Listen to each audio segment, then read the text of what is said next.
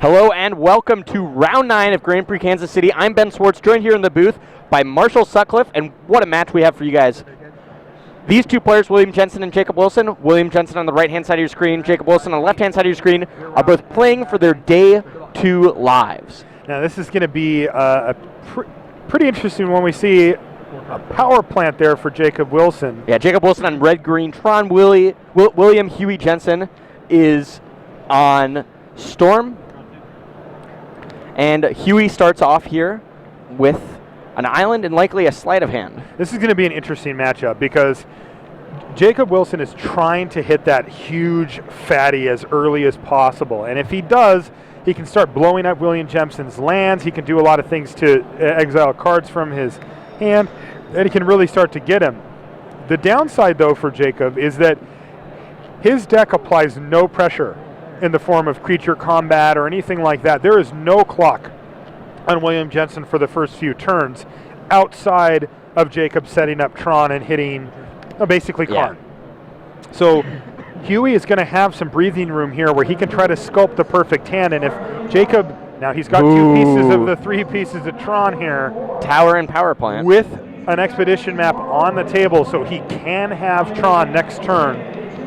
If he knows that he's playing against Storm, which he should be, he can't fully assume it quite yet, but he's got it narrowed down to just Twin or Storm probably by this point.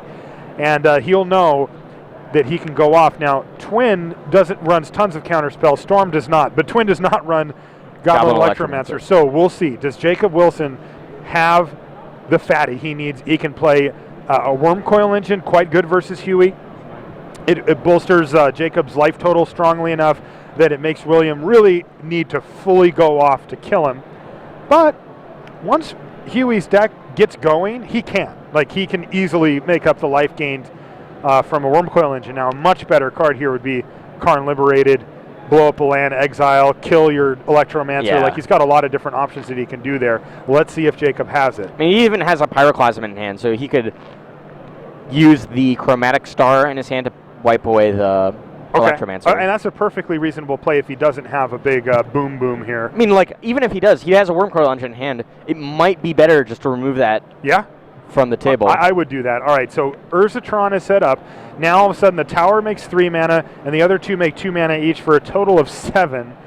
Yeah, so... Because that seems fair in some world. Chromatic Star comes down. He's going to make a red. Yep. Pyroclasm. Everybody's running the old school Pyroclasms. Yeah, Ice Age version. I like it. We saw Rusty Kubis on camera earlier. He did the same thing. For Rusty Kubis fans around the world, he did win his last match as well. So he's into Day 2. He is, and he can be in there with an X and 1 if he wins this round. But back to the action on the table here. This is the only play that Jacob had. Yeah, he has a Wormcoil Engine, and he's got a Sylvan Scrying in hand. But it's Huey's turn now, and Huey is going to cast another Goblin Electromancer. And I didn't get a good look at Huey's hand, but it looks to be that he can go off if he has an Electromancer at the ready. He can go off this turn? No, the following turn. Okay. He's going to untap with an Electromancer. And that's usually the case with these Storm decks. Or he's going to make a run for it. Pyretic Ritual. Get 3 red mana. I mean, if he has all the pieces in place. Manamorphose. 2 red and 2 of his choice of colors. Draw a card. And we talked earlier, Ben, about the 2 main enablers for Huey's deck. A Goblin Electromancer is one of them. The other one, Pyromancer's Ascension. Pyromancer Ascension. He's only got one of those on here, but that often is enough. They're counting out the mana right now that he has. Yeah. And making sure that they're both on the same page with how much mana has been created. Huey spent 1 mana on the Pyretic Ritual to get 3 red, and he spent 1 of his red mana on Manamorphose. So 2 red and then 2 of his choice of colors. All right, they got it sorted out. Huey drew an island off that Manamorphose. Probably not what he wanted, but he's not going to pass the turn back, is he? He has another Ritual. He's got a Past in Flames, so he could cast that Ritual. He's got 4 mana, cast that Ritual, go up to 6, cast Past in Flames, and have 3 mana at his disposal to start recasting things. Past in Flames is really the finisher for the deck. It's actually just an insane card in a deck like this. Yawgmoth's Will isn't good. Okay, so he's casting the other Pyretic Ritual. That's Storm 3. And he's going to have 6 mana, some amount of it red. And yeah, cast Past in Flames. Only cost him 3 mana, again, because of the Goblin Electromancer. So he's got 3 mana available, and all of the spells in his graveyard have flashback equal to their mana cost. So he's going to cast Sleight of Hand. Take a look at the top 2. Now you can hear Huey making sure that he's keeping Jacob abreast of every decision or every mana change and storm count that he makes. This is something that good Storm players do. You know, they make sure that everything's perfectly clear about what they're doing. Huey drew another Sleight of Hand off that first Sleight of Hand. Recast Pyretic Ritual. Red, 1 red. Probably. Go to. Okay, recast that Manamorphose, get some more blue mana. Okay. Storm is 8. He needs a couple grape shots here. Actually, just 1 grape shot. Storm to 9. Okay, Sleight of Hand. All right, so we're right in the middle of going off here. Huey Jensen's the pilot. He got a Manamorphose off that Sleight of Hand. I'm going to ship a land to the bottom. I'm going to put this sideways to signify it doesn't have flashback. Yeah, he's signifying that that Sleight of Hand does not have flashback. Just the Pyretic Ritual has flashback left. Yeah, this is another thing that good Storm players do is they indicate clearly which cards are still have natural, you know, which cards have flashback thanks to Past in Flames and which ones do not. The ones that are exiled are off of the screen right now. They're not relevant anymore. Okay, draws Desperate Ritual. So more mana. But all the cards you see on that row there are in the graveyard. It's just the ones that are sideways don't have flashback from Past in Flames yet. Yeah. I mean, Huey's not completely out of it at the moment.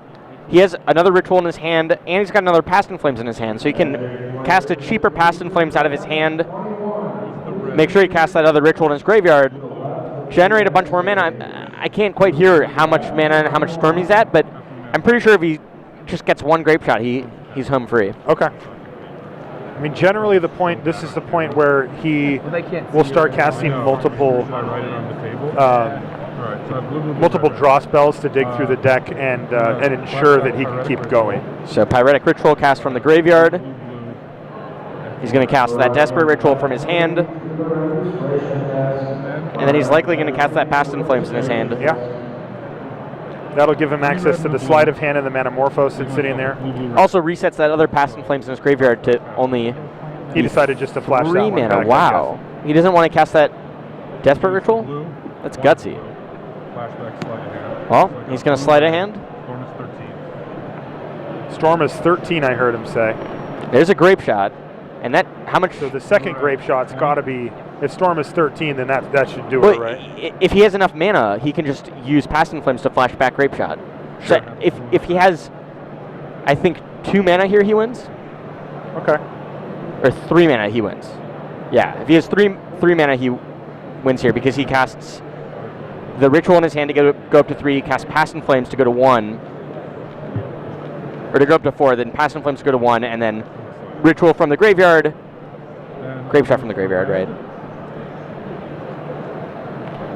Cast Manamorphose. Okay, so he's going to cast that Manamorphose. Storm is now 15 or 14? 14 Storm, and he's got blue, red, red in his mana pool, he said. Yeah, so that's game. Gataxian Probe. Nice 4-card hand you have there. Yeah, that's cute. Is Huey just trying to go for a grape shot for 20? Maybe He doesn't so. need to. Blue, red, red. Said he has blue, red, red in his pool. When he was 1 red, then he was Well, blue, red. grape shot, blue and red in his pool. You go to 4, have blue, red. He's got blue, red. Desperate Ritual. Ritual. So red, red, red, blue in his pool. Red, red, red. Then he's going to spend 3 of that to go cast Past in Flames, go to 1 red, recast the Desperate Ritual, recast Grape Shot. He can just recast Grape yeah. Shot for 1, 2, yeah. So there you go. That's game. William Jensen wins the first game here of round 9, Grand Prix Kansas City over Jacob Wilson. All right, so William Jensen trying to make it to day 2 here. He's getting close. One game away.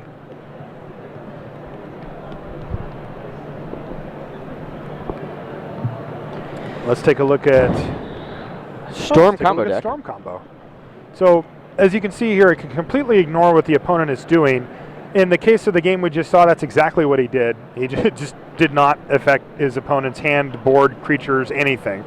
Storm deck spends his turn sculpting its hand until the pilot is ready to go off, as they say. Going off is, the term for, all right, my combo deck is all set to go, and now I'm going to enact my combo. That's exactly what happened. We saw that. We were wondering if he should wait another turn, but he didn't bother. Yeah. He didn't want to see Karn come down the next turn or something, and he just said, nope, we're done here, and was able to go off fully and kill his opponent. As early as turn 3, the deck can chain together enough rituals and cantrips to cast a lethal grape shot, though the turn 3 kills are very rare. That was a turn 3 kill. But they do happen, right, and so there you go. Yeah. And Tron, we've got the red-green version on our hands, or rather in Jacob Wilson's hand. As you saw, he was able to get to 7 mana on turn 3. Yep. And had access to cast Wormcoil Dungeon on turn 3, which is powerful. Instead, he went ahead and cast Pyroclasm to get rid of that Goblin Electromancer in that past game. Certainly seemed like the correct play as well. But it creates more mana more quickly than any other deck in the format. Yeah, and it's very, very consistent with cards like Sylvan Scrying and Expedition Map. Ancient Stirrings. And Ancient Stirrings as well. It can just dig up the things that it needs when it needs them, whether it's a threat or that last piece of Tron to make sure that they can start deploying these huge threats. And I mean, there's nothing more miserable when your opponent just goes land, Karn, right? It's just, that card is so much more powerful than anything else you can do, that early in the game. Makes it really tough to come back.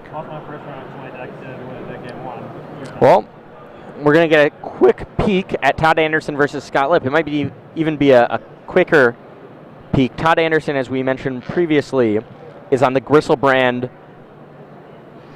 Goryo's Vengeance deck. Yeah. Yeah.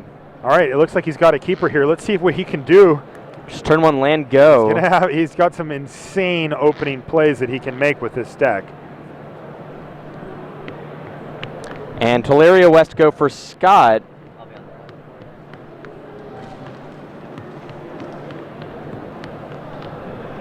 So, gives a little opening for Scott. Scott has some interesting cards I saw in his hand. Yeah, he's playing the Amulet of Vigor deck is what he's playing. Not one that you see that much. Amulet of Vigor says whenever a permanent enters the battlefield tapped and under your control, untap it. And he's got a bunch of Karoo lands, Selesnya Sanctuary, for instance. Simic Growth Chamber. All right, so Todd Anderson does have the 2 lands that he needs for Goryo's Vengeance, but he has nothing in the graveyard. Might not even Amulet of Vigor is likely going to get countered here by Is It Charm? Or no? Wow.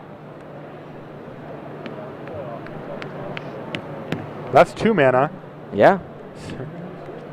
Serum Visions with the green floating. Those Amulet, the powerful thing about Amulet of Vigor is that they stack. So, if you've got multiple Amulet of Vigors in play, and you play a tap land like that, you get 3 triggers on the stack, and you can tap it, untap it, tap it, untap it, tap it. Get a bunch of mana. Yeah.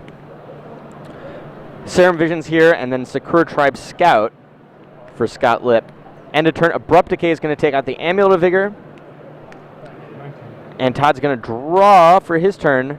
He's got Through the Breach, he's got Gristlebrand, he's got Emrakul. So he needs a discard outlet here? Or he needs more mana for Through the Breach. Yeah. And he plays his land for the turn. We'll stay here for just to see if Todd Anderson can get something going here. We'll go back to Huey in a minute. Yeah. Both of these decks, Scott and Todd, they're undefeated, or rather they have 1 loss, and look at these decks. Could not in a million of years. Yeah, I would not have guessed this. Guessed that an Amulet of Vigor deck we'd see in the last round. I'm surprised as well. Todd Anderson says, I'm going to, oh, here's a discard outlet. Is it Charm? Yeah, now he needs a Goryo's Vengeance too, though. All right, so a couple of Grizzlebrand's going to hit the bin here, it looks like. Well, he's 1 mana away after he plays his land for the turn when he goes to it from hitting that Through the Breach. So if he draws like a Simian Spirit Guide here. Oh, there's a Goryo's Vengeance up on top. Jeez. Here it is. Okay, is there a counterspell on Scott's side? Nope. He's got 2 mana available. Doesn't look like it. Oh, man. Griselbrand Griselbrand! comes on in. Attack. Todd didn't want to. Wow.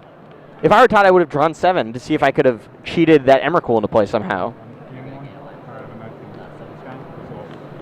But instead, just attacks in for 7. He can draw 14 cards and hope to draw something else good. Yeah, we'll see if he's running the combo. He is running the Fury of the Horde. All right. So if he gets a Fury of the Horde, he can do it again, have another combat step. That's 1/7. You can go 2 more times, Todd. Oh, Draw man. 14 cards. Yep. Oh, this has got to feel so awesome. 1, 2, 3, 4. There we go. Fury of the Horde. And 2 there's of them. another one. So I think Todd's got this game locked up. He just casts Fury of the Horde if he's got enough red spells. Untap his guy, attack, Fury of the Horde again. And he's going to exile a... Through the Breach and Faithless Looting. Yeah. Okay, untap Griselbrand. Get an extra attack step. Now, yeah, all right, Attack. he's going to hit you again. He's 1 attack step away here from being able to finish off Scott Lipp and equalize at 1 game apiece.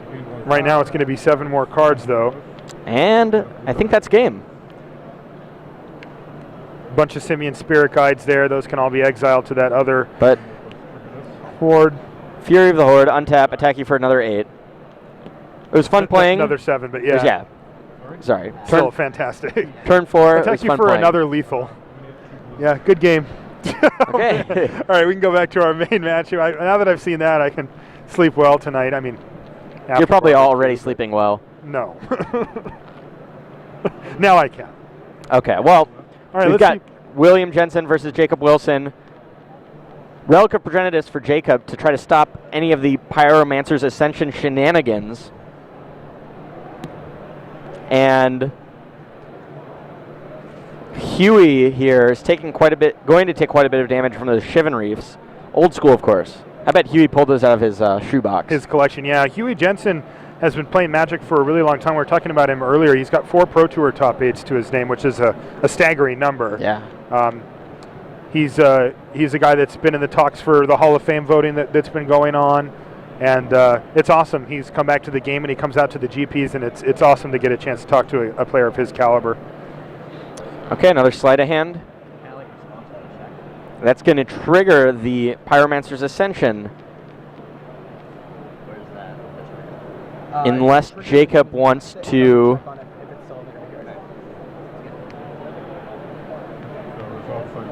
Unless Jacob wants to pop the relic. Which he certainly can do here. Jacob does not have Tron online quite yet, but it looks like he's used the Sylvan Scrying last turn, so presumably he has that 3rd Tron piece in his hand, the Urza's Mine. If that's the case, William Jensen has to respect that, as it could be Karn, but it also, might also just play something big and then have to shift the turn back to Huey, where he gets one more shot at it here. But right now the Relic of Progenitus has been used for its first ability, but hasn't been fully cracked yet. Doesn't he need to do that? Yeah, he needed to do that beforehand, because now Pyromancer's Ascension has 2 charge counters.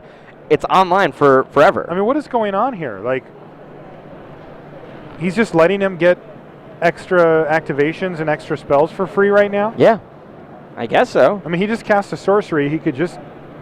No, I mean, Pyromancer's Ascension is done. It's going to be active regardless of what's in Huey's graveyard. Right. So he had to do it then, so now there's no point in doing it. He had to actually do it, yeah, with the trigger on the stack. I mean, he has that relic now to protect against a Past in Flames. Yeah, so that's still relevant. But, I mean, with Ascension online, like, come on. All right, so William Jensen passes the turn back here. I'm assuming that we're going to see a mine now. He could have Sylvan Scrying for one of the pieces he has there, for another land, and then played it last turn. So he might not have Tron quite yet. Are you guys going to game 3? See, there's an Ancient Stirrings in the yard, so he had that Grove of the Burn Willows the last turn. Yep. So let's see what happens here. Well, cast another Ancient Stirrings. Wilson here also has a Surgical Extraction in his hand I see out of that. the sideboard. Which is a nice backup plan after he pops the relic. I mean, it doesn't do a whole lot if you've got a relic that's active at this point, right? No, I mean, it has some value if, like, Huey uses a Grape Shot and then he can take out all of the Grape Shots from the deck I see. using Surgical Extraction. And do it at instant speed. Yeah. Okay, yeah, that's a good point. Play the land, right? There's an expedition map, Yeah. and there was a mine there. So the map is going to get cast and cracked off of that tower, making 3 mana. And let's see what he's going to grab here. Just another tower, I guess. Yeah, there it is. Does he have anything else this turn, though? I mean, unfortunately, for Jacob on the Surgical Extraction note, we saw that Huey brought in Empty the Warrens. Empty the Warrens, Yeah, I so- saw that too. So that he isn't going to be able to completely blank Huey. I mean, on also with Huey cards can here. just go up to 20 Storm. Yeah. And Huey's actually, like, not all that bad, especially with the Pyromancer's Ascension. I'd be surprised if Huey couldn't go off on his turn here. No, I mean, whenever they have Pyromancer Ascension active, it just feels like if you let them untap, you are dead. Yeah. Like, especially since Jacob can't interact from this point forward. Just the Surgical Extraction. Yeah, he's got the Surgicals and the Relics, but, like, he can't counter anything or... Yeah. So Huey, as long as he's aware of some of these things, he can play around that stuff and just try to get his storm count high enough to one-shot Jacob. I mean, Huey doesn't know about the Surgical Extraction, right? So there's a chance he might. But Huey's play a into really it. good player, and he might be like, you know, what if he has Surgical Extraction? I'll play around that one. Now, interestingly, Jacob, we don't know what he's done post-board, but he does have answers to a huge Empty the Warrens in his deck Yeah. with Pyroclasm. I think he has one in his hand, a Pyroclasm. Okay. So that's interesting, because if Huey tries to go that route, that's not going to work out for him. Unless Huey happens to have like a Goblin Bushwhacker, which I don't think he does. No. Yeah. I've seen that before, though. Yeah.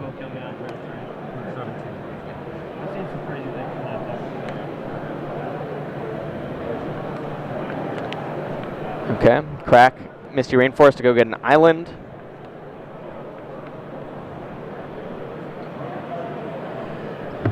And All right, the stage is set. yeah.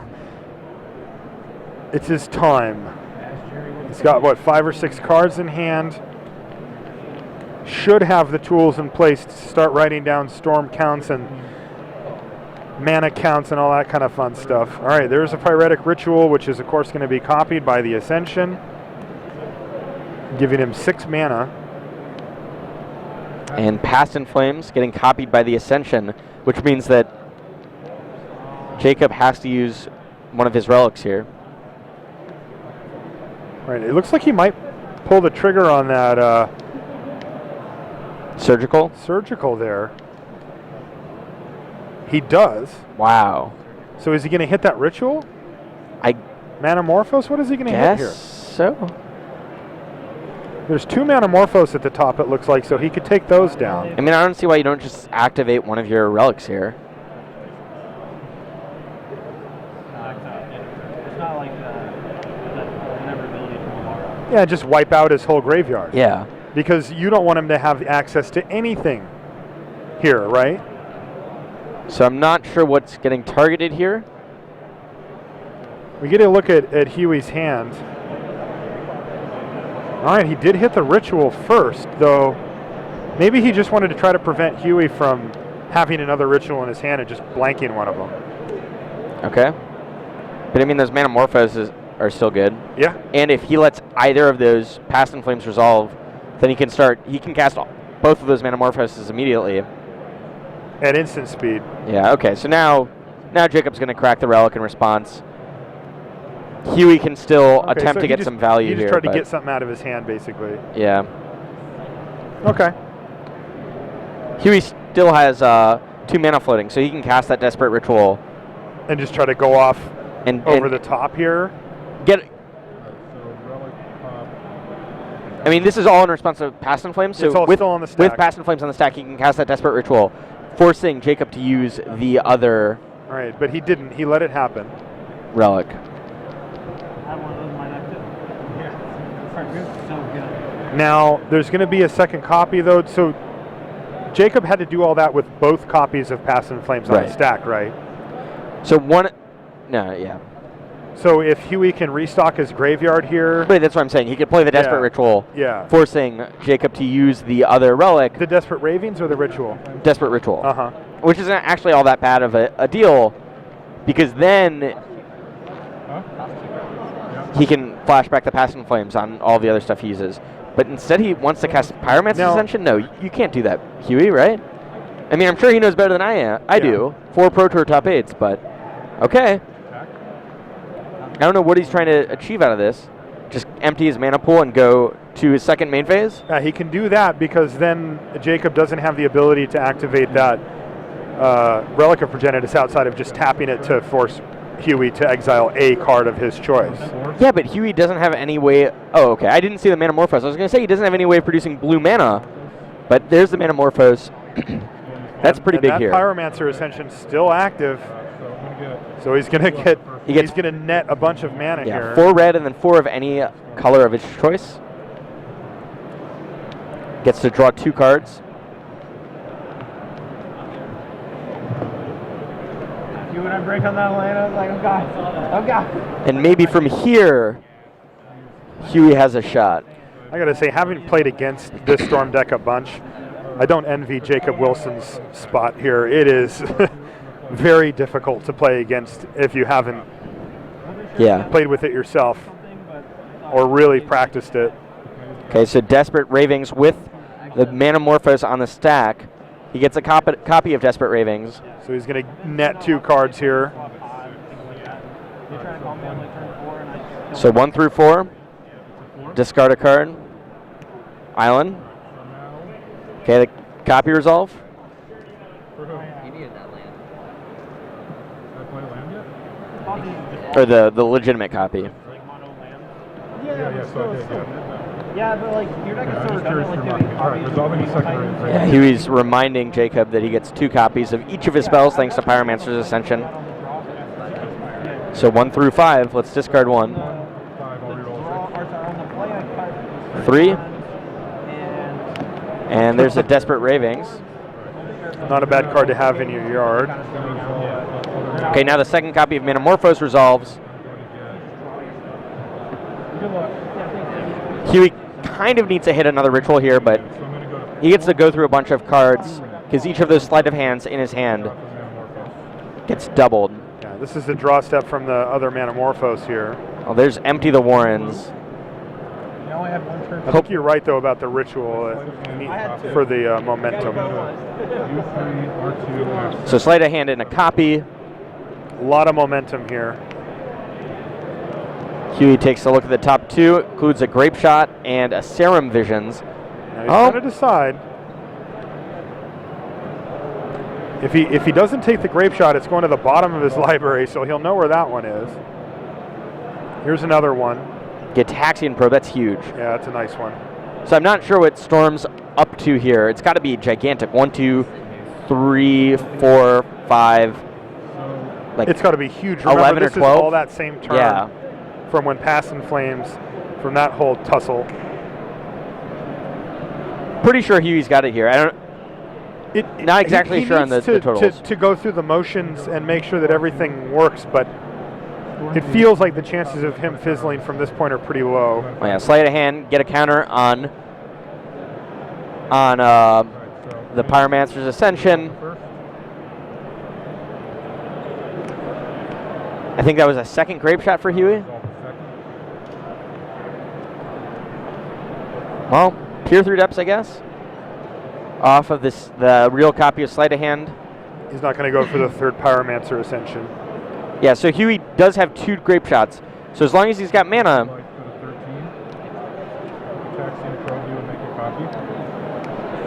it's going to be game, but Bunch of lands and a Pyroclasm for Jacob Wilson. yeah, Just the most miserable hand he could possibly have here, really. I mean, think about it. Jacob Wilson brought in the surgical extraction, and he either had the relics main or not. Some of the decks run them, some of them don't.